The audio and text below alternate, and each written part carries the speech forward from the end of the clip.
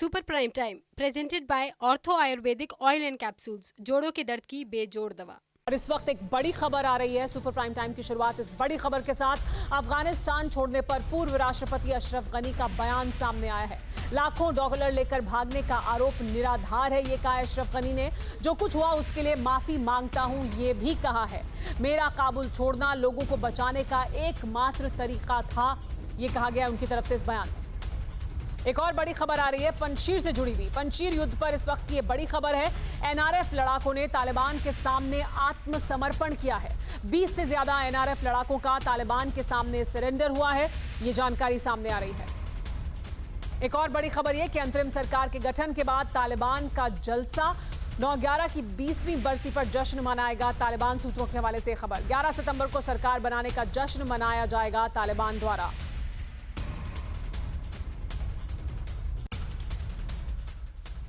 लेकिन अफगानिस्तान को लेकर भारत में लगातार बड़ी बैठकें हो रही हैं। 2 दिन में एनएसए अजीत डोभाल ने 2 बड़ी बैठकें की। सोमवार को अमेरिका के खुफिया प्रमुख ने अजीत डोभाल से मुलाकात की।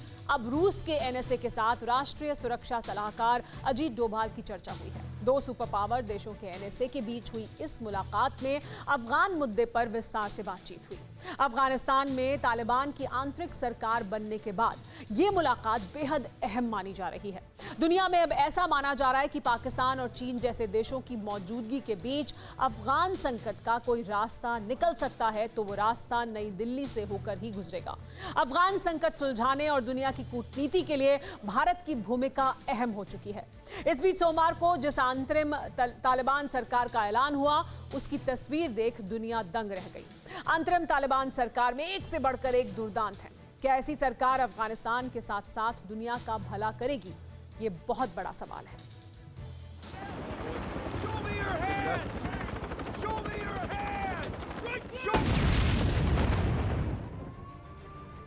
जब फिदाइन फटता है तो बेजान जिस्मों का ढेर लग जाता है। बेहिसाब लोग जख्मी होते हैं, आग लगती है, धुआं उठता है। जो शेष बचता है वो कुछ यूं उजड़ा हुआ छिन्न भिन्न नजर आता है। और ये सब तब होता है जब कोई जिंदा आदमी बम बांधकर खुद आत्मघाती हो जाता है, भीड़ के साथ खुद को उड़ा लेता है। तालिबान की ऐसी ही आत्मघाती ब्रांच का मुखिया है ताज मीर जवाद। घुटना, कंधा या कमर, चाहे जैसा हो दर्द, डॉक्टर ऑर्थो आपको देता है दर्द से पूरी आजादी, एक भरपूर जिंदगी। ये कोई टेम्परेरी पेन किलर नहीं, आयुर्वेदिक औषधि है। ताज मीर जवाद सुसाइड बॉम्बर्स का नेटवर्क चलाने के लिए कुख्यात है। काबुल के कुछ आत्मघाती हमले का मुख्य जिम्मेदार ताज मीर जवाद है। ताज मीर जवाद के पाकिस्तान की आर्मी के साथ बेहद करीबी संबंध है। ताज मीर जवाद हक्कानी नेटवर्क आतंकी संगठन में वरिष्ठ कमांडर है। तालिबान के काबुल के किले पर काबिज होने के बाद, अंतर्राष्ट्रीय आतंकी संगठन हक्कानी की सत्ता में साझेदार होने के बाद ताज मीर जवाद की पहचान थोड़ी बदल गई है। आत्मघाती बायोडेटा वाला ताज मीर जवाद अब तालिबान की अंतरिम सरकार में शामिल हो चुका है। खूंखार आतंकी ताज मीर को तालिबान ने खुफिया विभाग का डिप्टी चीफ बनाया है। काबुल अटैक नेटवर्क चलाने वाला ताज मीर जवाद सिर्फ अकेला अंतर्राष्ट्रीय मान्यता प्राप्त आतंकी नहीं है जो अब अफगानिस्तान चलाएगा, बल्कि कैबिनेट के ज्यादातर सदस्य बारूदी हैं। सफेद मुरेठाधारी ये शख्स अफगानिस्तान का नया प्रधान है। नाम है इसका मुल्ला मोहम्मद हसन अखुंद।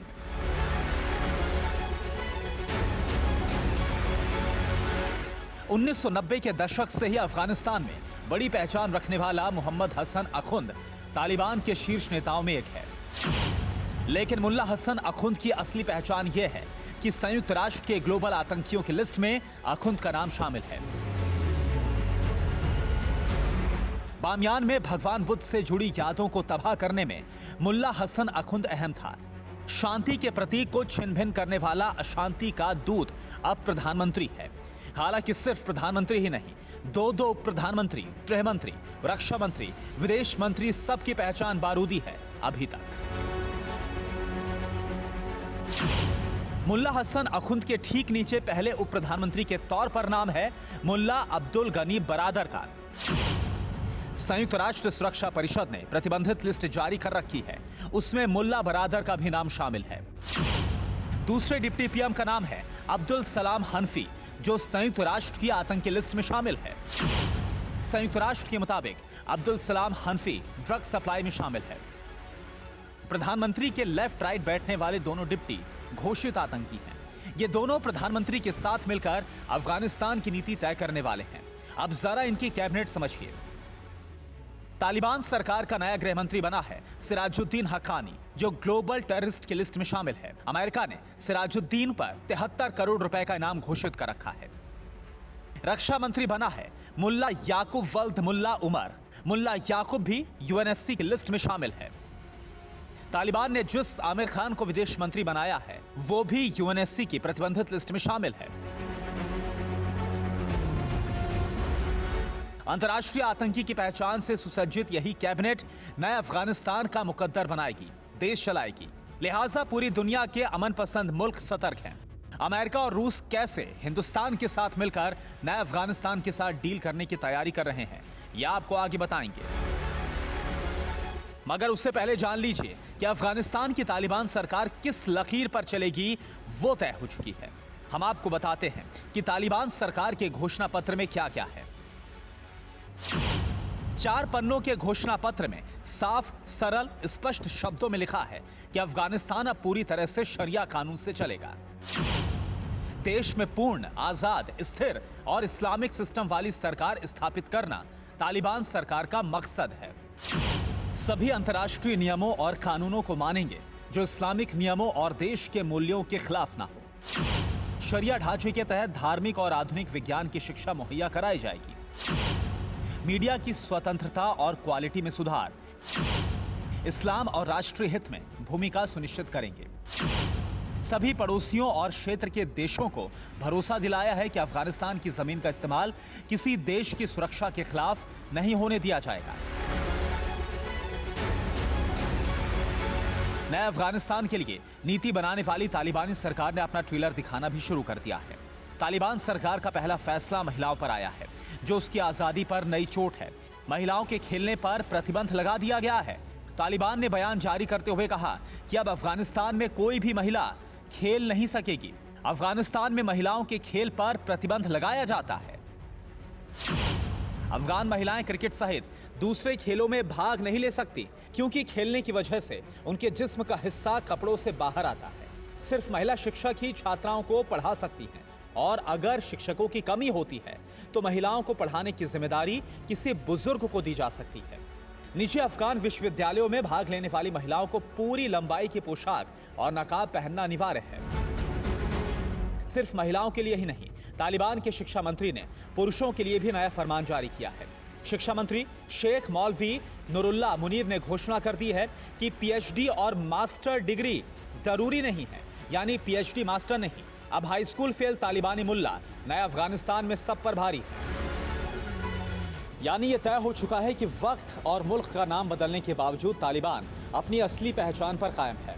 अफगानिस्तान में 2.5 दशक पहले वाले तालिबानी ही सत्ता पर काबिज हो चुके हैं।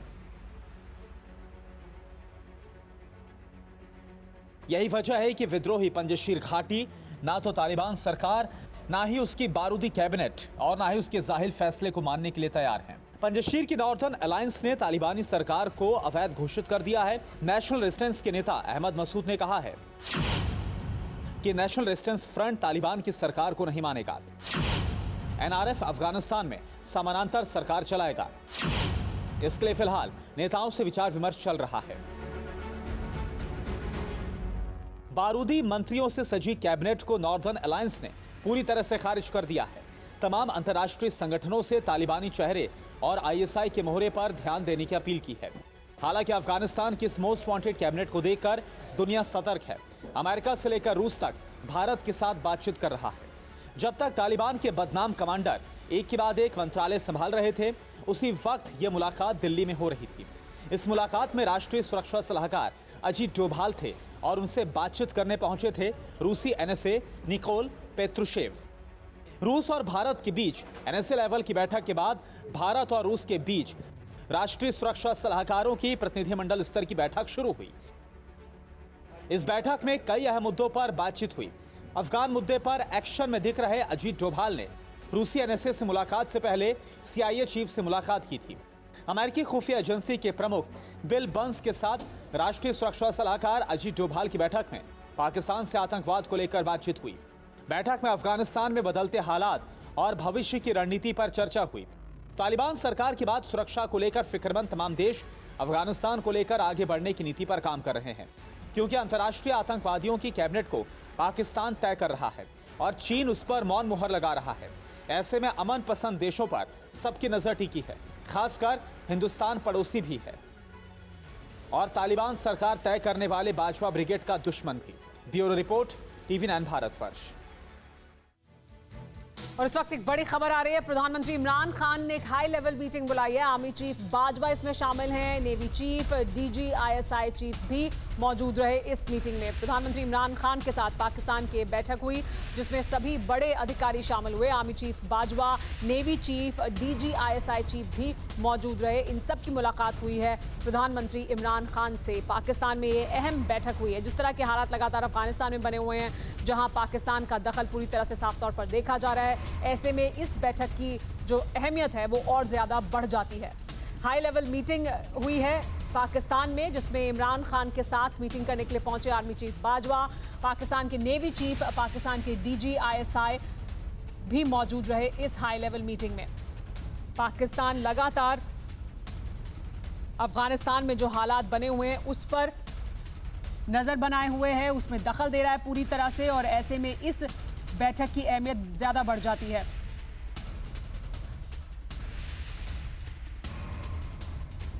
ये दरअसल इस तरह से भी देखा जा सकता है इस पूरे घटनाक्रम को कि जो हालात अफगानिस्तान में बने हुए हैं, जिसमें पाकिस्तान का दखल है, जिसे पूरी दुनिया मान रही है इस वक्त। पाकिस्तान के जो ISI चीफ हैं वो पहुंचे भी थे अफगानिस्तान, वहां पर उनकी अहम बैठकें हुई थी। उसके बाद एक बार फिर ये बड़ी बैठक हुई है पाकिस्तान में। दरअसल जो हालात इस वक्त हैं अफगानिस्तान में और वहां पाकिस्तान का जो रोल है उसको लेकर एक रिव्यू किया गया है। हमारे साथ सुमित जुड़ गए हैं और ज्यादा जानकारी के लिए सुमित चौधरी के पास चलते हैं। सुमित, ये जो बैठक है दरअसल इसका कॉन्टेक्स्ट क्या है? कॉन्टेक्स्ट अफगानिस्तान ही है। एक बार फिर देखा जा रहा है कि पाकिस्तान में की जो स्थिति इस वक्त है अफगानिस्तान की, उसका रिव्यू किया जा रहा है, और क्या कुछ जानकारी मिल रही है? इस बैठक की क्या अहमियत?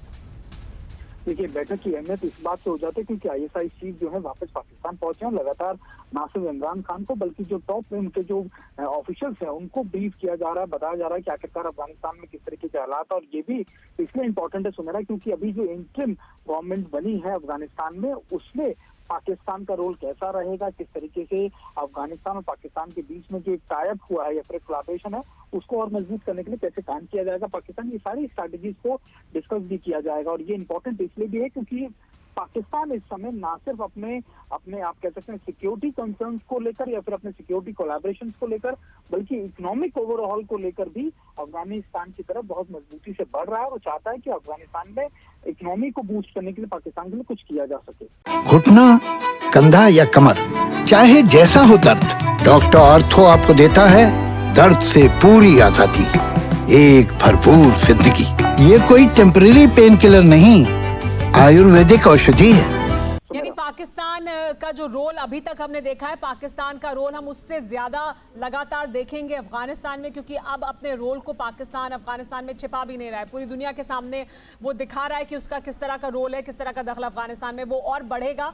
और इसी स्थिति को पूरी तरह से रिव्यू किया जा रहा है इस वक्त पाकिस्तान में, और इस वजह से ये अहम बैठक नेशनल कमांड अथॉरिटी की।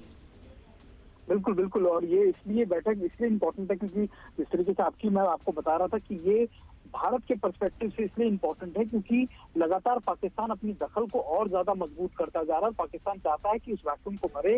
पाकिस्तान की तरफ से कोशिश की जा रही है कि हर कोशिश, यानी जो तालिबान की सरकार के जो मुश्किल पैदा हो रही है उसको फुलफिल करने की पाकिस्तान की तरफ से कोशिश की जा रही है, और एक समन्वय बनाने की कोशिश की जा रही है ताकि वहां की सरकार के साथ उनके तालमेल लंबे समय तक के लिए अच्छे रह सके। सुमेरा। तो लगातार पाकिस्तान नज़र बनाए हुए है और इसी वक्त ये जो बैठक हुई है इमरान खान की तमाम बड़े अधिकारियों के साथ, जो नेशनल कमांड अथॉरिटी है पाकिस्तान की, उनके अधिकारियों के साथ, जिसमें आर्मी चीफ मौजूद थे, ISI चीफ मौजूद थे, ये तमाम लोग यहाँ पर मौजूद रहे इस बैठक में। जाहिर सी बात है पाकिस्तान का जो रोल है बड़ा अफगानिस्तान में, उसको देखते हुए और उसके बाद के जो हालात अब बन रहे हैं उनसे किस तरह से पाकिस्तान को निपटना है उसको लेकर भी चर्चा है। लेकिन साथ ही सुमित, पाकिस्तान जहां एक तरफ पाकिस्तान का दखल अफगानिस्तान में हम देख रहे हैं कि ज़्यादा बढ़ता जा रहा है, बढ़ेगा वक्त के साथ, पाकिस्तान के लिए बहुत से कंसर्न के मुद्दे भी हैं अफगानिस्तान को लेकर और तालिबान को लेकर। क्या उसकी नज़र उस नज़रिए से भी इस बैठक की अहमियत ज़्यादा है?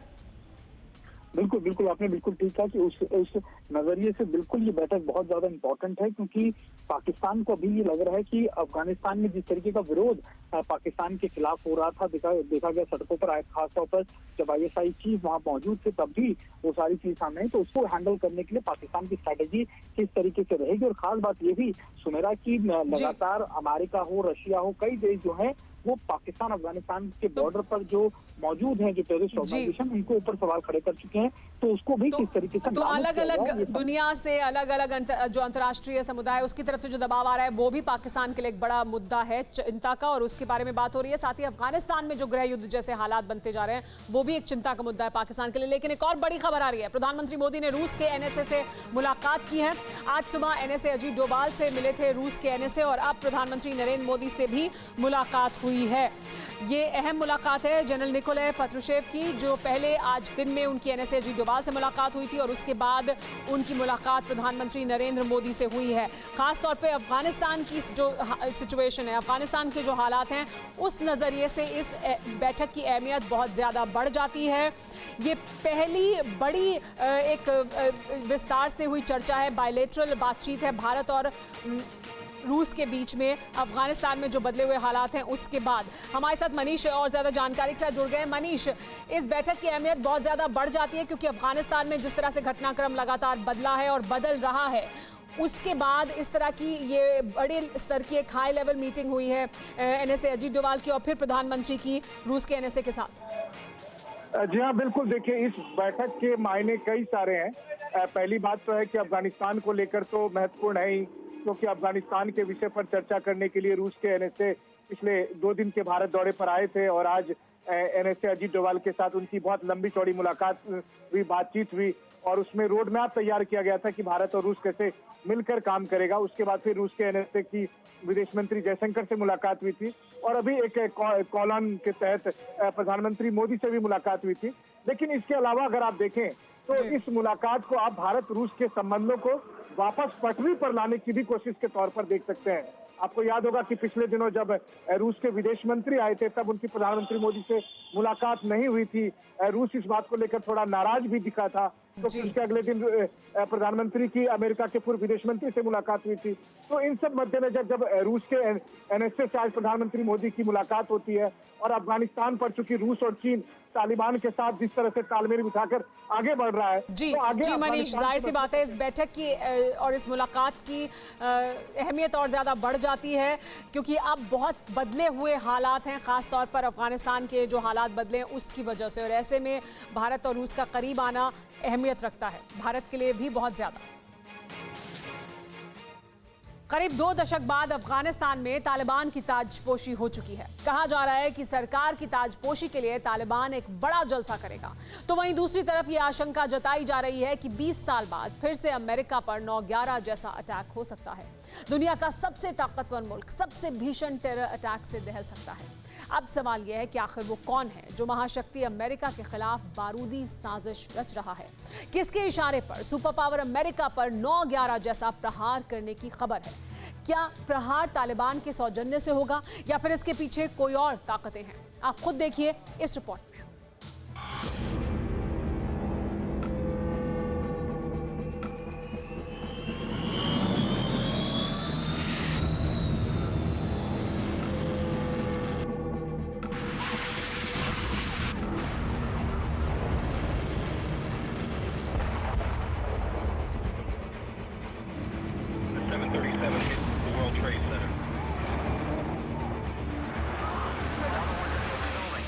11 सितंबर 2001 अमेरिकी इतिहास का वो काला दिन था जिसे आज तक कोई भी अमेरिकी भूल नहीं पाया है। करीब 2 दशक पहले 11 सितंबर 2001 को ही अमेरिका में आतंकी हमला हुआ था। यकीन मानिए, इस टेरर अटैक ने न सिर्फ सुपर पावर अमेरिका बल्कि पूरी दुनिया को हिलाकर रख दिया था।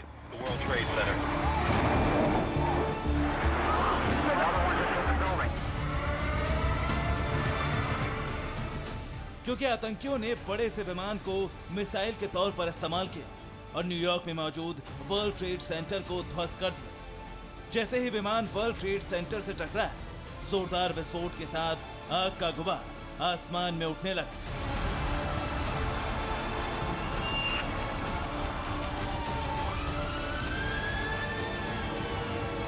तबाही के इस मंजर को जिसने भी अपनी आंखों से देखा वो सन्न रह गया था। मगर आप भी सोच रहे होंगे कि आखिर हम इस घटना का जिक्र क्यों कर रहे हैं, क्यों 9/11 अटैक की तबाही को दिखा रहे हैं। तो जान लीजिए, 20 साल बाद फिर से अमेरिका को ऐसे ही टेरर अटैक का डर सता रहा है। 20 साल बाद दुनिया का सबसे ताकतवर मुल्क सहमा हुआ है, क्योंकि जिस आतंकी संगठन ने 9/11 अटैक की साजिश रची, जिसने सुपर पावर अमेरिका को दहलाया, 20 साल बाद वो फिर से दुनिया के सबसे ताकतवर मुल्क में बारूदी कोहराम मचाने का खाका तैयार कर रहा है। और यकीन मानिए, ये दावा हम नहीं बल्कि अमेरिका की खुफिया एजेंसी CIA के पूर्व डायरेक्टर माइकल मोरेल ने किया है। CIA के पूर्व डायरेक्टर माइकल मोरेल ने इस बात की आशंका जताई कि फिर से अमेरिका पर बड़ा हमला हो सकता है।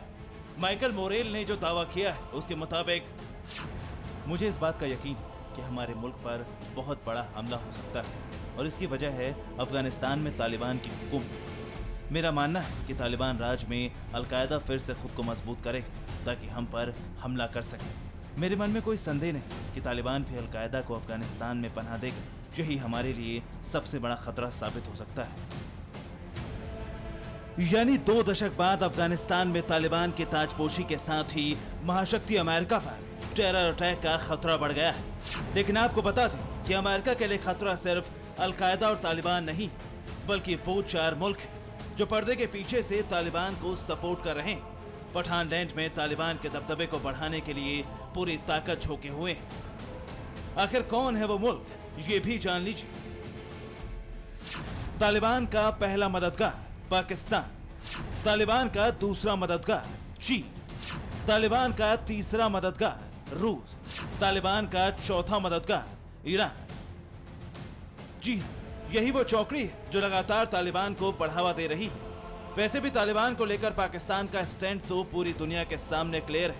माना यह भी जा रहा है कि काबुल में तालिबानी हुकूमत को पाकिस्तान इस्लामाबाद से कंट्रोल करेगा, मगर पाकिस्तान के साथ साथ चीन, रूस और ईरान भी तालिबान के साथ खड़े हैं। खबरें तो ये भी सामने आई कि इन चारों मुल्कों की तालिबान के साथ सीक्रेट डील भी हुई। खुद अमेरिकी राष्ट्रपति इस बात की तस्दीक कर रहे हैं। China has a real problem with the Taliban, so they're going to try to work out some arrangement with Taliban, I'm sure. As does Pakistan, as does Russia, as does Iran. They're all trying to figure out what do they do now. So it'll be interesting to see what happens. Taliban ने 2 दशक तक America से जंग लड़ी, तब जाकर काबुल तक का मुकाम पूरा हो पाया। अमेरिका को अपमानजनक हार के बाद अफगानिस्तान से लौटना पड़ा। बस इसी बात से अमेरिका के विरोधी खुश हो गए। जिस तरह दुश्मन का दुश्मन दोस्त होता है, ठीक इसी तरह अमेरिका के बड़े दुश्मन तालिबान को समर्थन देने में जुटे। मगर सच तो ये कि अब तालिबान के बहाने दुनिया 2 अलग धड़ों में बढ़ चुकी है। घुटना, कंधा या कमर, चाहे जैसा हो दर्द, डॉक्टर ऑर्थो आपको देता है दर्द से पूरी आजादी, एक भरपूर जिंदगी। ये कोई टेम्परेरी पेन किलर नहीं, आयुर्वेदिक औषधि है। एक तरफ अमेरिका और उसके सहयोगी हैं, तो दूसरी तरफ तालिबान को बढ़ावा देने वाले मुल्क, जिसमें सबसे बड़ा नाम है रूस और चीन का।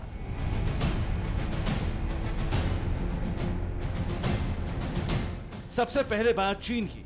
जी हाँ, अफगानिस्तान में पाकिस्तान के अलावा माओ का मुल्क भी तालिबान का माई बाप है। तालिबान को भले ही काबुल की सत्ता मिल गई हो, लेकिन तालिबानी पाई पाई को मोहताज है। अमेरिका ने अफगानिस्तान के खजाने में फूटी कौड़ी तक नहीं छोड़ी। ऐसे में चीन तालिबान के लिए वो ब्लैंक चेक है जिसे कभी भी कैश किया जा सकता है।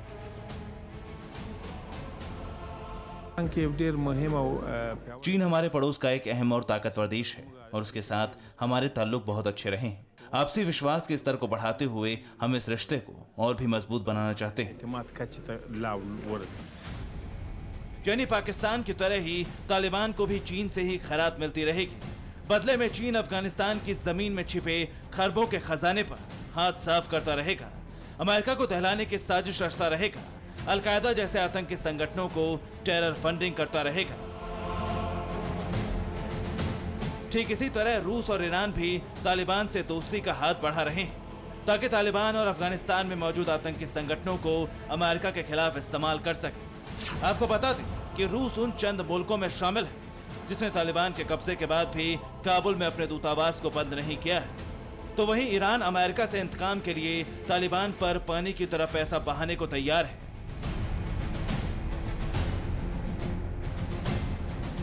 आपको बता दें कि पाकिस्तान के विदेश मंत्री शाह महमूद कुरैशी इन सभी मुल्कों को साथ लाने का काम भी शुरू कर चुके हैं। अफगानिस्तान पर पाकिस्तान ने मीटिंग बुलाई है जिसमें चीन, ईरान, तजाकिस्तान, तुर्कमेनिस्तान और उज्बेकिस्तान के विदेश मंत्री शामिल होंगे। मतलब साफ है कि अमेरिका को घेरने के लिए खेमा बंदी शुरू हो चुकी है। अब ये देखना होगा कि तालिबान को सबसे पहले कौन मोहरा बनाता है। Bureau report, TV9 Bharatvarsh. Taliban की सरकार कैसे चलेगी, आवाम की जिंदगी कैसी होगी, इसकी झलक मिलने लगी है। दावे तो बहुत बड़े बड़े थे। तालिबानी खुद को बदला हुआ और आधुनिक बताने की कोशिश कर रहे थे, लेकिन तालिबान में शिक्षा का क्या हाल होने वाला है, इसका अंदाजा तालिबानी शिक्षा मंत्री की बातों से हो गया है। अफगानिस्तान के बच्चों और युवाओं का भविष्य जिनके हाथों में गया है, वो कह रहे हैं PhD डिग्री, मास्टर डिग्री लेने वालों से ज्यादा मौलाना और मुल्ला अहम है।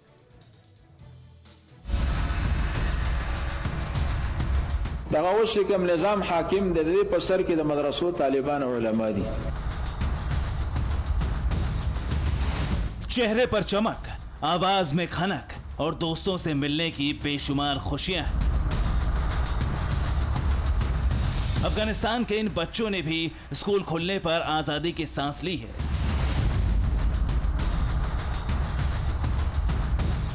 लेकिन इनकी तकदीर में अब कितने साल की गुलामी है शायद ही इन्हें मालूम हो। यूनिवर्सिटी की तस्वीर भी सामने आई है। क्लास शुरू करवाई गई है। पर्दे की दीवार और हर छात्रा के चेहरे पर हिजाब कॉलेज का नया नियम है।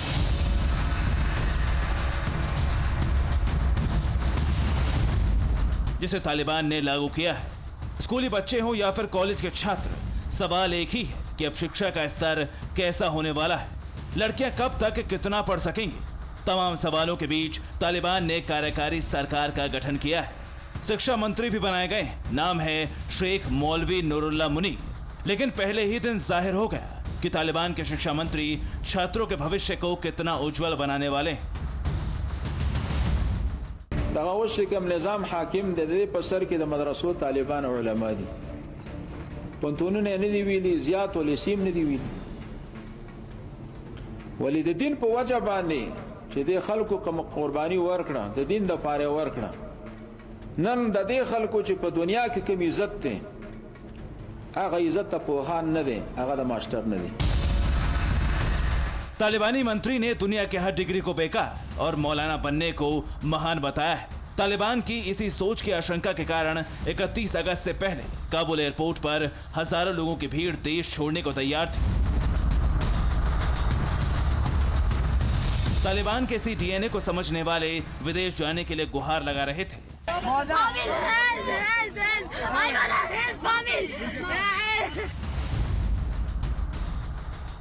तालिबान ने अपनी छवि को बदलने के लिए ही कुछ दिन पहले यूनिवर्सिटी टॉपर छात्रा को सम्मानित किया था। तब दुनिया को लगा था कि शायद तालिबान सचमुच बदल चुका है। लेकिन इसके बाद तालिबान ने यूनिवर्सिटी में पर्दा लगवाया और ऐलान कर दिया कि अब को एजुकेशन का दौर खत्म हो चुका है। ये तालिबानी पर्दा है जिसके ओट में अब खातून तालीम हासिल करेंगे। तालिबान ने स्कूल खुलवा दिए, लेकिन शिक्षा को लेकर सोच और तालिबान का सच शिक्षा मंत्री की जुबान से बाहर आ चुका है। दगाओ से कम निजाम हाकिम दे दे पर सर के मदरसों तालिबान और उलमा दी। पंतून ने नहीं दी जियात वाली सीम नहीं दी तालिबान 20 साल बाद लौटा है, लिहाजा इस वक्त अफगानिस्तान में पढ़ने वाले जितने भी छात्र हैं उन्होंने तालिबान राज का वो दौर नहीं देखा है। लेकिन तालिबान की सत्ता जिनके हाथ में गई है उनमें से ज्यादातर लोगों की उम्र 40 से 50 साल से अधिक है। यानी अफगानिस्तान के युवा और छात्रों का सामना अब उस कट्टर सोच से होने वाला है जिसकी कल्पना भी वो नहीं कर सकते। तालिबान ने जिसे शिक्षा मंत्री बनाया है उसके पास भी कोई डिग्री नहीं है। इन्होंने भी मदरसे से पढ़ाई की जहां सिर्फ कट्टरपंथ का पाठ पढ़ाया जाता है। तालिबानी मंत्री अब उसी कट्टरपंथ के जहर को समाज में फैलाना चाहते हैं। मदरसे से पास आउट शरिया कानून को आदर्श मानने वाले तालिबानी मंत्री के दिमाग में पश्चिमी शिक्षा के खिलाफ ऐसी बातें भी दफन है जिन्हें उन्होंने युवा रहते हुए मौलानाओं से सीखा है। अब तालिबानी मंत्री भले ही डिग्री को बेकार और मौलाना को महान कह रहे हैं, लेकिन दूसरी तरफ तालिबान को जो सत्ता मिली है, शक्ति मिली है, वो सब तकनीक के बल पर ही है। तालिबानियों को आधुनिक शिक्षा, बड़ी बड़ी डिग्रियां बेकार लगती हैं, लेकिन जिन हथियारों के दम पर तालिबान ने सत्ता हासिल की है वो सब मौलानाओं ने नहीं बल्कि अमेरिका और कई देशों के इंजीनियरों ने तैयार की है।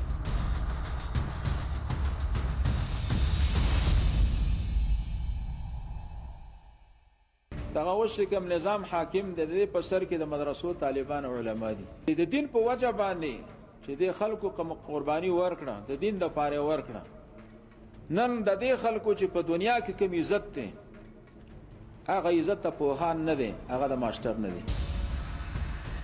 सत्ता हासिल कर लेने और मंत्री बन जाने की वजह से तालिबानी मंत्री मौलानाओं को महान कह रहे हैं, लेकिन सवाल है कि क्या बिना डिग्री वाले मौलाना असॉल्ट राइफल, रॉकेट लॉन्चर बना सकते हैं, जिसके बल पर तालिबान ने अफगानिस्तान को जीता है और लोगों को डराकर उन पर राज कर रहे हैं। Bureau report, TVN Bharatvarsh.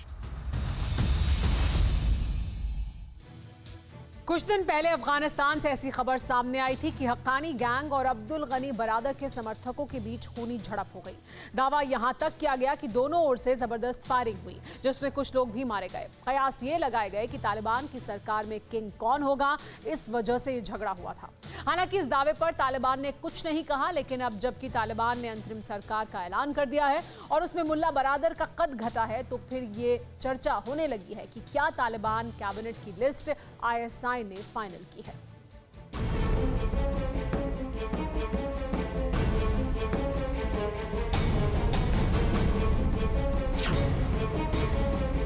Hindustan में वक्त हो रहा था रात 7:53। पाकिस्तान की घड़ी की सुइयां आधे घंटे पीछे थी, लेकिन जब 7 सितंबर को काबुल में जबीउल्लाह मुजाहिद की प्रेस कॉन्फ्रेंस खत्म हुई तो साफ हो गया कि अफगानिस्तान की घड़ी में वक्त पाकिस्तान का चल रहा है।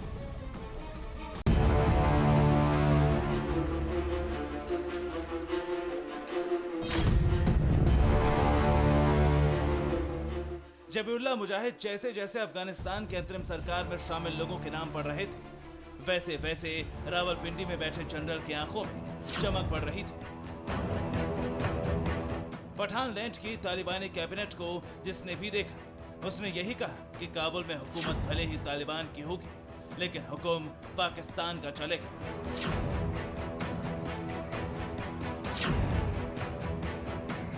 इस चेहरे को गौर से देखिए। नाम सिराजुद्दीन हक्कानी, पहचान FBI मोस्ट वांटेड टेररिस्ट, इनाम $10 मिलियन। हक्कानी टेरर नेटवर्क के इस सबसे बड़े ऑपरेटर को तालिबान की अंतरिम सरकार में गृह मंत्री बनाया गया है। यानी बीते 2 दशकों से जिस शख्स ने पाकिस्तान के साथ मिलकर अफगानिस्तान में कई हमले किए, अब वो पठान लैंड की आंतरिक सुरक्षा का ठेकेदार बन गया है। तालिबान में सरकार बनने से पहले ISI चीफ फैज हमीद काबुल पहुंचे थे। उनके पास तालिबान कैबिनेट की पाकिस्तानी लिस्ट थी। अब चाहे पाकिस्तान और तालिबान की करीबी वजह रही या ISI ने तालिबान को ब्लैकमेल किया हो, वजह कुछ भी हो, लेकिन अफगानिस्तान की अंतरिम सरकार में चली पाकिस्तान की ही है। वरना ये कैसे हो सकता था कि जिस मुल्ला बरादर को दुनिया अफगानिस्तान का संभावित सुप्रीम लीडर मान रही थी, वो हसन अखुंद का डिप्टी बन जाए। मुल्ला बरादर के पर कतरने के पीछे भी पाकिस्तान ही है, क्योंकि पाकिस्तान चाहता है कि अफगानिस्तान की कमान कठपुतली हक्कानी ग्रुप के हाथ में आ जाए, न कि मुल्ला बरादर जैसे किसी कट्टर तालिबानी के। तालिबान का खूनी संघर्ष सिर्फ काबुल की गद्दी के लिए था, लेकिन पाकिस्तान की चाहत पठान लैंड को अगला टेररिस्तान बनाने की। ISI को लगता है कि ये काम हक्कानी नेटवर्क कर सकता है। इसमें कोई शक नहीं कि अभी तो ISI की दाल गल गई, लेकिन गोली और बंदूक की जबान समझने वाले लोगों के बीच बहुत देर तक गवर्नमेंट पार्टनरशिप नहीं चल सकती। डिफेंस एक्सपर्ट तालिबान और पाकिस्तान के बीच एक संभावित युद्ध देख रहे हैं। Bureau report, TVN Bharatvarsh. South China Sea एक बार फिर सुलग उठा है। यहाँ नीले समंदर पर चीन और सुपर पावर अमेरिका आमने सामने हैं। हालात जंग के बन गए हैं। दरअसल अमेरिका ने अफगानिस्तान की सरजमी छोड़ी तो चीन को लगा था कि अब यूएस उसे सीधी चुनौती नहीं दे सकता। चीन को लगा था कि अब वो साउथ चाइना सी में छोटे देशों को डराएगा, दादागिरी दिखाएगा। मगर अमेरिका ने अपने एक एक्शन से साफ कर दिया कि चीन इस गलतफहमी में बिल्कुल ना रहे। अमेरिका के एक्शन से चीन बौखला उठा है और अब नीले समंदर के इस रण क्षेत्र में दोनों मुल्क आमने सामने हैं। नीले समंदर पर वॉर की तैयारी। यूएस चीन में जंग होगी भारी। यूएस मिटाएगा तालिबानी टीस, साउथ चाइना सी में मिलेगी जीत। बाइडेन तैयार, जिनपिंग एंग्री, समंदर से उठेगी जंग की चिंगारी। मीलों तक फैला ये साउथ चाइना सी, जिसके एक तरफ चीन है तो दूसरी तरफ ताइवान, इंडोनेशिया जैसे कई छोटे देश। साथ ही यहाँ मौजूद हैं दर्जनों छोटे छोटे द्वीप, जिन पर चीन दादागिरी दिखाता है, कब्जे की कोशिश में छोटे मुल्कों को धमकाता है।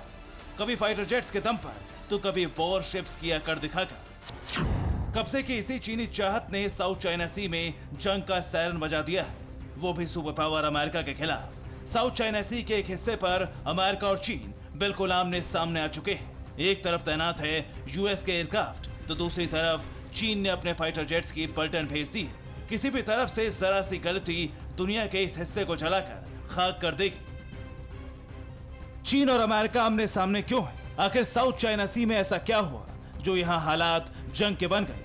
और क्या जंग अब होकर रहेगी? सभी सवालों का जवाब हम आपको देंगे, मगर उससे पहले आपको चीन का वो बयान जानना जरूरी है जो उसने 3 हफ्ते पहले दिया था, जिस बयान के जरिए उसने अमेरिका को सीधी चुनौती दी थी। चीन ने अपने सरकारी मीडिया ग्लोबल टाइम्स के जरिए तालिबान से अमेरिका की वापसी पर उसकी खिल्ली उड़ाई थी।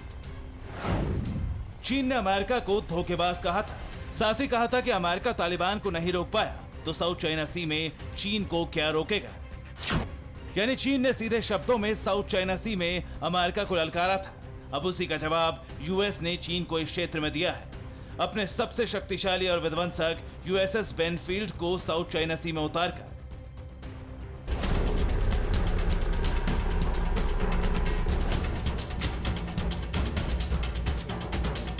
यह है अमेरिका का खतरनाक एयरक्राफ्ट USS बेनफोल्ड, जो आज उस चीनी क्षेत्र में जा पहुंचा जिस पर चीन अपना दावा करता है और किसी मुल्क को यहां फटकने तक की इजाजत नहीं देता। बुधवार के दिन USS बेनफोल्ड मिस्चीफ रीफ को पार कर गया।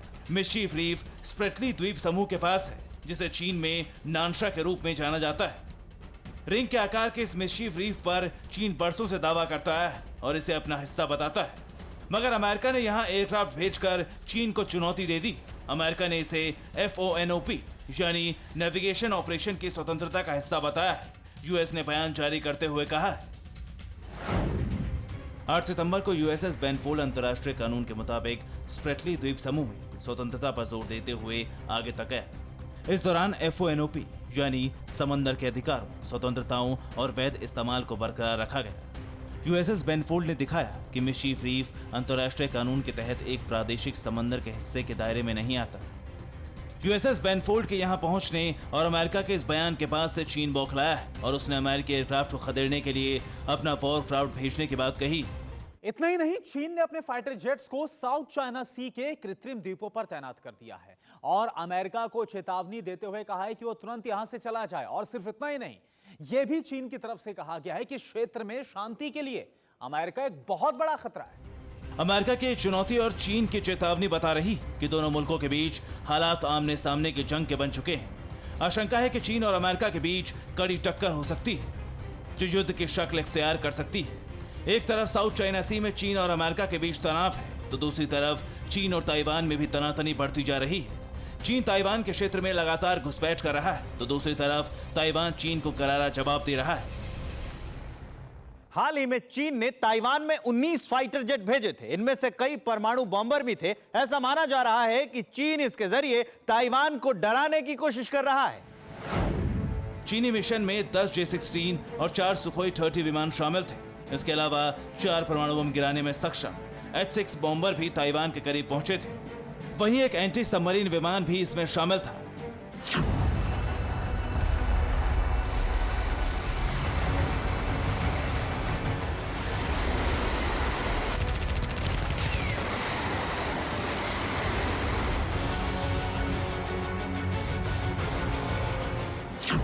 मगर ताइवान ने भी अपने लड़ाकू विमान चीनी फाइटर जेट के पीछे दौड़ा दिए। ताइवान के रक्षा मंत्रालय ने खुद इस बात की पुष्टि की। चीनी विमानों को भगाने के लिए ताइवान ने अपने विमान भेजने के साथ ही अपने मिसाइल सिस्टम को भी तैनात किया था। इससे पहले 15 जून को 28 चीनी विमानों ने ताइवानी हवाई सीमा का उल्लंघन किया था। साफ है कि साउथ चाइना सी के नीले पानी में खलबली है। यूएस हो या ताइवान चीन के चीथे उड़ाने के लिए दोनों की बाहें फड़फड़ा रही, मगर इसके बाद भी चीन सुधरने को तैयार नहीं, जिससे यहां जंग की आशंका जोर पकड़ने लगी। Bureau report, TV9 Bharatvarsh.